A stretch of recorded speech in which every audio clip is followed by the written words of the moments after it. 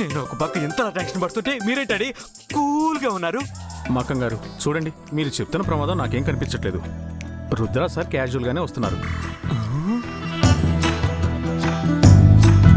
సీరియస్గా కనపడాలంటే 2 కత్తులు వేసుకుని రావాలా? నేను మాత్రం తాక్కుంటాను. Your die you die. అమ్మో, దొరికితే నాకు ఇక నష్టపడ్డే ఉండదు.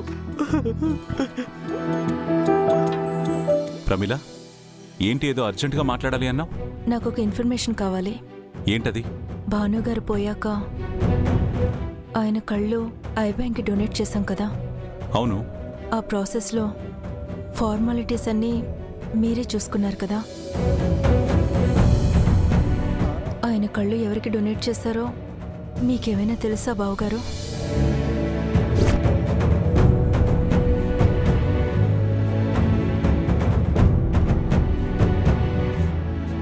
తెలుసు.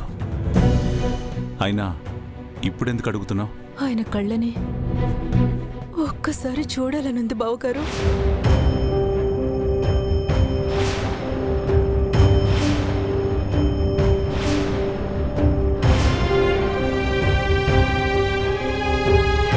నేను ఆయన గురించి ఆలోచించి బాధపడుతున్నాను అనుకోకండి.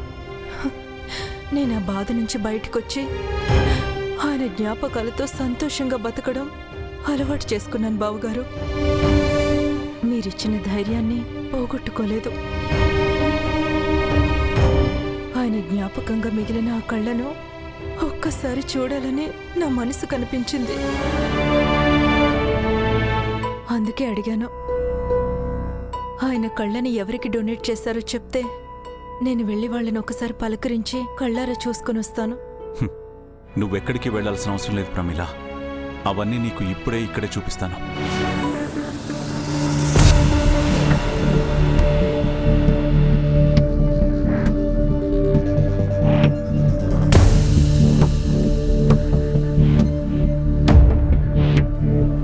కార్తీక్, కార్తీక్. అమ్మో, నెక్స్ట్ నన్నే పిలుస్తారు. ఎంత జరుగుతుంటే నువ్వేం చేస్తున్నావు? నన్ను నాలుగేసి పోతారేమో. అయ్యోయ్యో, వెళ్ళండి కార్తీక్ గారు. Bye bye, good bye. Karthik, good morning sir. Good morning. ఏంటి సార్ పిలిచారు? ఊరికే సేల్స్ అవి ఎలా జరుగుతున్నాయో తెలుసుకుందామని పిలిచాను. మనం ఆర్గానిక్ ప్రోడక్ట్ సేల్స్ చేస్తున్నప్పటి నుంచి సేల్స్ బాగా పెరిగాయి సార్. పబ్లిక్ బాగా హెల్త్ కాన్షియస్ అయిపోయారు. సో మనం కూడా వాళ్ళ అవసరాలకి డిమాండ్కి తగ్గట్టుగా మార్కెటింగ్ చేయాలి సార్. ప్రమిళ, కార్తీక్ని బాగా చూడు.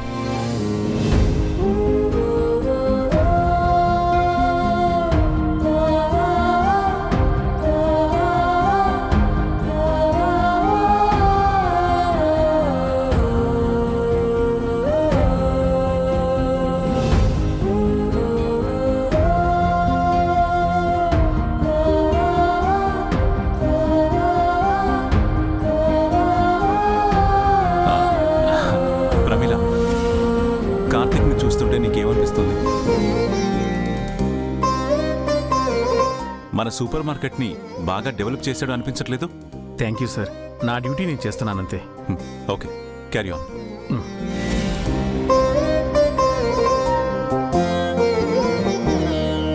Pramila, are you happy? నాకేం అర్థం కాలేదు బావగారు.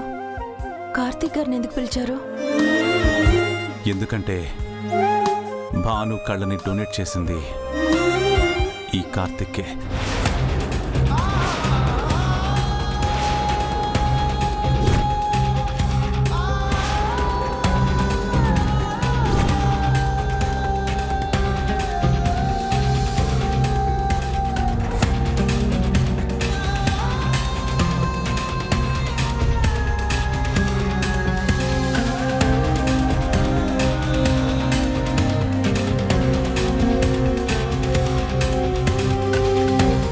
గాజులు దారిలో వస్తుంటే బాగున్నాయి అనిపించుకున్నాను.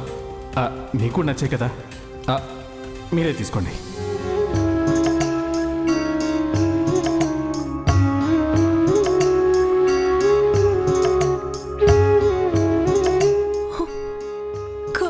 కార్తీక్ గారికా? అవును ప్రమిళ, అక్కడ చూడగానే ఇక్కడ జాబ్ ఇచ్చేశాను. ఈ విషయం కార్తిక్కి తెలియనివ్వకూడదు. తెలిస్తే ఈ కారణంగా జాబిచ్చారని చెప్పి తను ఫీల్ అవుతాడు.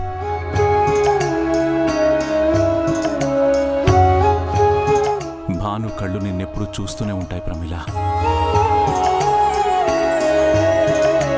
వెళ్ళొస్తాను.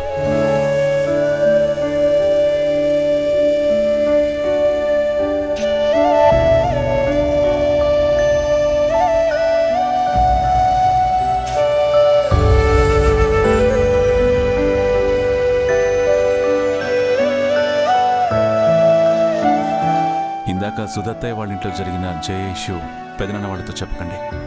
వాళ్ళు టెన్షన్ పడతారు. హలో, ముఖ్యంగా నీకే. అన్ని పాఠం అప్పచెప్పినట్టు అప్పచెప్పేస్తావు కదా. నన్ను ఏదో ఒకటి అనడానికి మీరెప్పుడూ రెడీగా ఉంటారు సార్. తమరేంటి సైలెంట్గా ఉన్నారు? దుబాయ్ మీద గాలి మళ్ళిందా? నువ్వు ఇచ్చిన షాక్ నుండి నానింకా తేరుకోలేదు బా.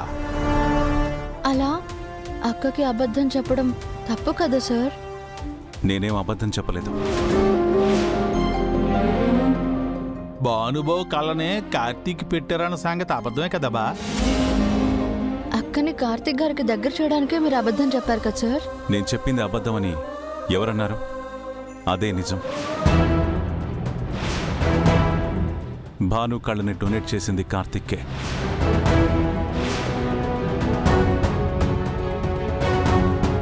ఏటి బావ నువ్వు చెప్పేది నిజమా? లేకపోతే అతను గుళ్ళో కనిపించాడు, కుంకుమ ఇచ్చాడు, ప్రసాదం ఇచ్చాడు అనగానే అతనే ప్రమీల కరెక్ట్ అని ఫిక్స్ అయిపోయాను అనుకున్నారా? కాదా మరి? నో.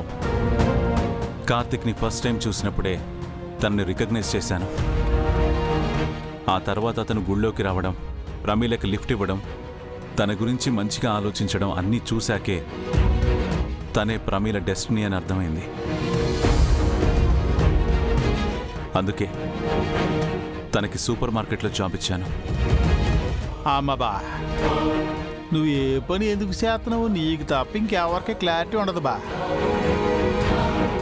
ఎన్ని రోజులు మేమే ఫిక్స్ చేసిన సంబంధం అనే సంకల్ప ఉద్దేశం కదేంటి? దీని వెనకాల నీ మ్యాచ్ ఫిక్సింగ్ ఉందని మాకే తెరుకు బా. ఎవరు ఫిక్సింగ్ చేస్తే ఏంటన్నయ్య? భానుగారి ప్రేమ స్వచ్ఛమైనది. అందుకే ఆయన కళ్ళు అక్కని వెతుక్కుంటూ వచ్చాయి కార్తిక్ గారి రూపంలో. అయితే ప్రమేల శైలిని పెళ్లికి ఈజీగా ఒప్పించే. లేదు, ప్రమీల భాను కళ్ళను ఆరాధిస్తుంది తప్ప కార్తిక్ని ఇష్టపడదు.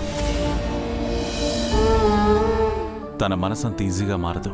అన్నీ మనమే అనుకుంటే ఎలా సార్? దేవుడు రాసి పెడితే వాళ్ళు ఎలాగైనా కలుస్తారు. మనం కలవలేదా ఏంటి? అవునవును, బూత్ బంగ్లాలో నాకొక భూతం తగులుకుంది. ఏం కాదు, నాకే క్రేజీ కాస్మోరా తగిలారు.